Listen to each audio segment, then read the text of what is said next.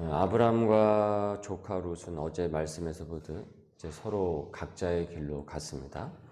아브라함은 롯에게 너가 좌를 하면은 나는 우하고 너가 우하면은 나는 좌하겠다. 그렇게 해서 우선권을 양보를 했습니다.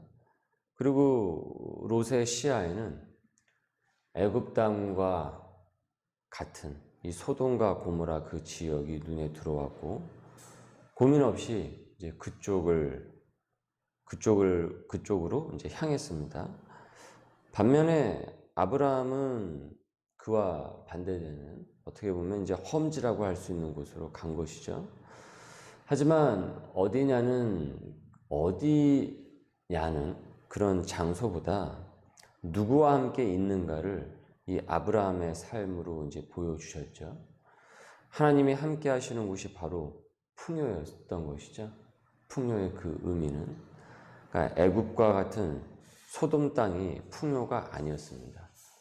롯과 그의 가족이 풍요라고 생각한 이 소돔에서 이제 거주를 하기 시작을 했는데 거기서 오늘 본문 말씀을 보니까 그 근방에서 이제 대규모 전쟁이 벌어진 것이죠. 사실 그 지역은 그런 전쟁이 많을 수밖에 없는 지역입니다. 여러분 생각을 한번 해보십시오. 롯의 눈은 철저히 세속적 시각을 반영을 하죠. 그러니까 애굽 땅처럼 보였으니까 소돔 땅을 선택을 한 것입니다. 황무지고 거친 곳이었다고 한다면 누구도 관심을 쏟지 않는 땅이었다고 한다면 거기를 선택할 리가 없죠. 그 말인즉슨 롯에게 좋아 보이면은 당연히 다른 사람에게도 그 땅이 좋아 보이겠죠. 내 눈에 좋아 보이면은 다른 사람 눈에도 좋아 보이는 것 아니겠습니까? 그러면 당연히 그 좋아 보이는 곳에 여러 시선들이 거기를 향해서 쏠려 있을 것이고, 그리고 저기 가서 살아야 되겠다. 저 땅을 차지해야 되겠다. 이를 차지하기 위해서 서로 간에 힘대결을 펼칠 것 아닙니까? 그러니 전쟁이 자주 일어날 수밖에 없죠. 무슨 일이 일어나도 일어날 수밖에 없는 지역인 것이죠, 거기가. 유브라데 강을 동편에 위치한 4명의 왕, 그 다음에 서편에 위치한 5 왕이 서로 이제 편을 먹고 전쟁을 벌였습니다. 본문에서는 배반을 하고 복잡하게 설명이 되어 있는데 결국 자기가 서로 왕 먹겠다고 싸운 것입니다. 거기 차지하겠다고. 그러니까 자기들끼리 빼앗고 노력했다라는 것은 그러니까 힘겨루기 해서 누가 더 많이 가져가냐로 이제 싸우게 된 것이죠. 그러니 롯이 본 그 땅은 실은 풍요로운 땅이 아니었던 것이죠. 평화로운 땅이 아니었던 것이죠.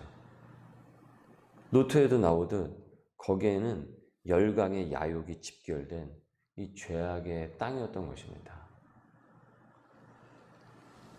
그런데 롯은 거기 가면은 잘 먹고 잘 살 거라고 생각을 했던 거죠. 아메리칸 드림 꿈꾸듯이 이제 소돔 드림을 꿈꾼 것입니다. 그런데 어떻습니까? 이 롯의 이 꿈이 처참히 와장창 이제 깨져버리게 되죠. 그 꿈이. 11절을 보십시오. 내 왕이 소돔과 고모라의 모든 재물과 양식을 빼앗아 가고, 소돔과 고모라의 그 지역의 모든 재물과 양식을 다 빼앗아 가버렸대요. 거기를 아주 그냥 짓밟아 버린 것이죠. 그리고 소돔에 거주하는 아브라함의 조카 롯도 사로잡고 그 재물까지 노략하여 갔더라. 고래 싸움에 그 새우등 터진다고 일개 개인에 불과한 롯은 그들의 전쟁통 속에서 포로로 잡히고 모든 재산을 순식간에 그 많은 재산을 다 빼앗겨 버렸던 것입니다. 잘 살려고 간 땅이었습니다. 잘 살려고. 애국과 똑 닮은 소돔 땅에서 떵떵거리면서 잘 살고 싶었어요. 그러나 그 땅은 무덤이었던 것이죠. 자기도 죽고 자기 가족도 죽일 수 있는 아주 위험천만한 곳이었습니다. 여러분, 우리가 이 며칠에 걸쳐서 지금 이 롯의 이 시야에 대해서, 이 롯의 이 시각에 대해서 우리가 보게 되지 않습니까? 세상이 좋다라고 자꾸 제시를 해요. 이것이 풍요로운 것이고, 이것이 좋은 것이고, 이것이 부유한 것이라고 세상은 계속 우리한테 얘기를 하고 있거든요. 그리고 그렇게 사는 것이 굉장히 이 세상에서 살 때 잘 먹고 잘 사는 길이라고 자꾸 그렇게 얘기를 하는데, 우리가 그것을 분간을 하지 못하면은 이 롯처럼 이렇게 어려운 상황에 처해질 수 있게 됩니다. 우리는 세상의 소리를 자꾸 쫓아가는 사람들이 아니라 세상이 제시하는 그 세계관을 쫓아가는 사람이 아니라 우리는 이 기독교 세계관, 하나님의 세계관으로 이 세상을 볼 수 있는 그 눈을 길러야 되는 것입니다. 그러니까 진정한 풍요와 평강이 어디로부터 나오냐라는 것이죠. 세상은 철저히 물질적으로 돌아가게 돼 있어요. 그렇죠? 이 세상은. 그러니까 거기에 근본을 세우고 우리에게 이 세계관을 계속 제시를 한단 말이에요. 그리고 우리를 자꾸 거기에 맹목적으로 쫓아가게 만들죠. 거기가 바로 애굽 땅처럼 보이게 만들어서, 그래서 소돔을 우리로 하여금 선택을 하게 만들어내는 것입니다. 근데 결국 그 소돔 땅이 결국은 우리의 영혼을 앗아가는 곳이 된다라는 거예요. 롯이 그 땅을 선택을 했다라는 것은 그만큼 그가 애굽의 세계관에 철저히 절어 있었던 사람이었음을 보여주는 것입니다. 애굽의 그 세계관에 그대로 그 절어 있었으니까 애굽 땅과 같은 그 소돔을 봤던 거예요. 적이다, 저곳이다 라고 생각했던 거예요. 그러니까 그에게 하나님의 세계관이 없었던 거예요. 성경적 세계관이 없었던 거죠. 말씀의 세계관이 없었던 거예요.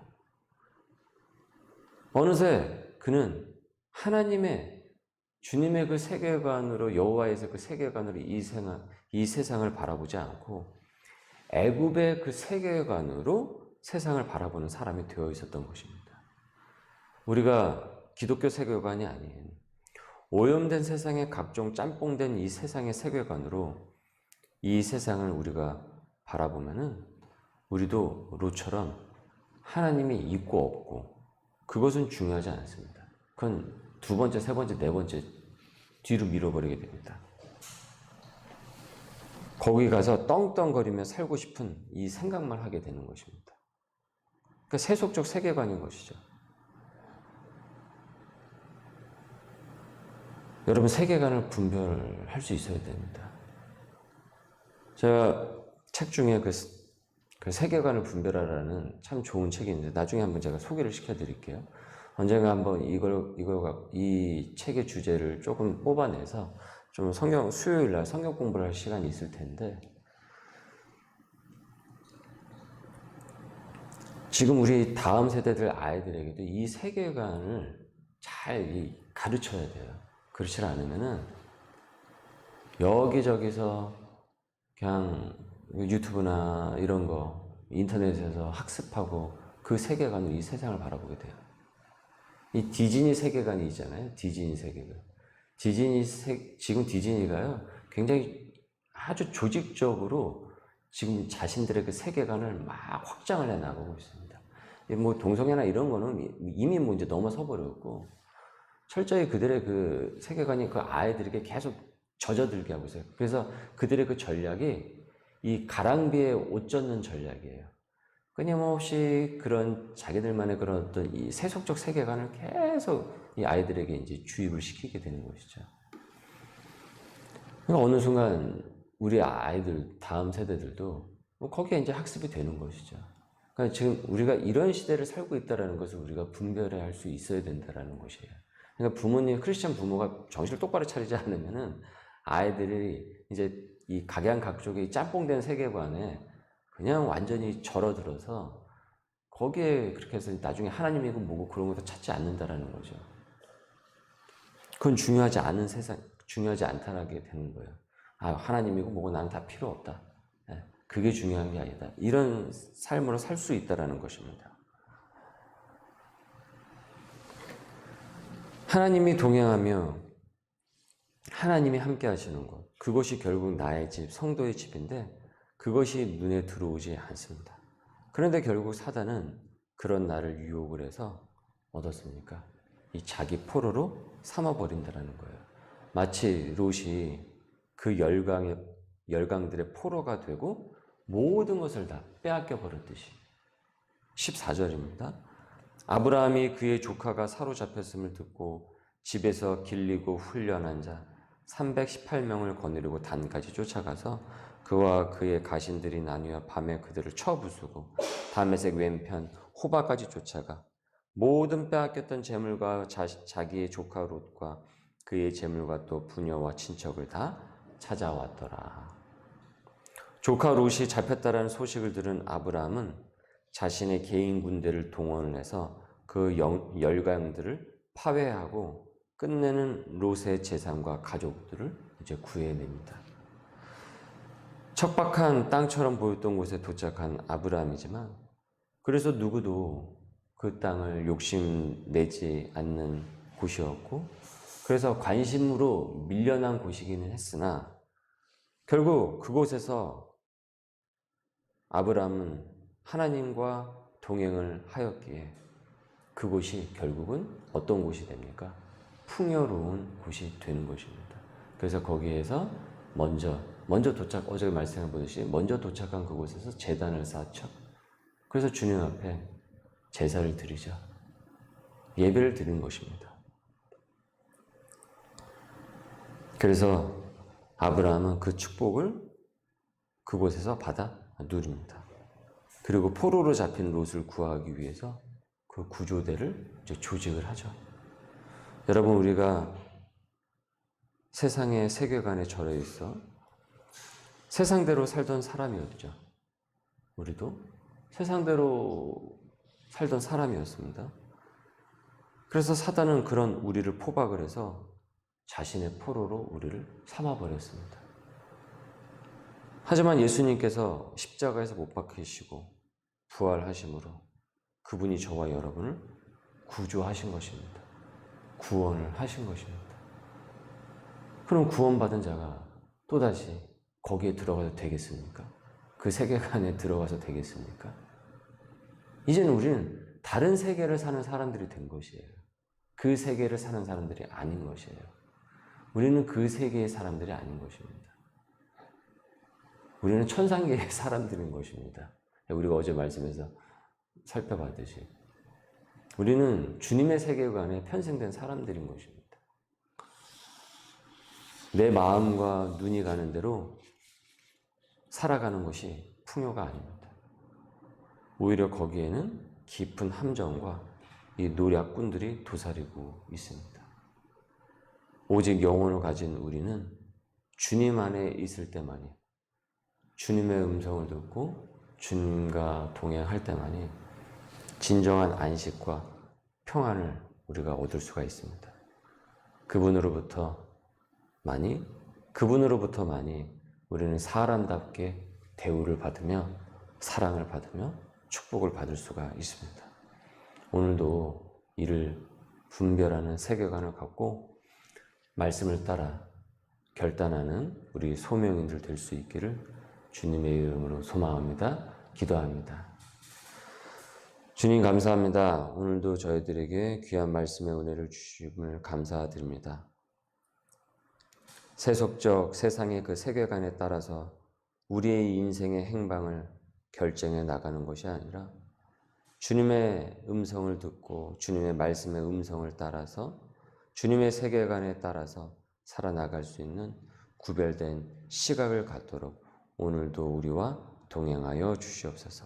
결국 그곳이 풍요로운 곳이고 결국 그곳에서 우리는 진정 영혼을 가진 주님의 사람으로 대우받고 축복받을 수 있음을 우리가 믿습니다.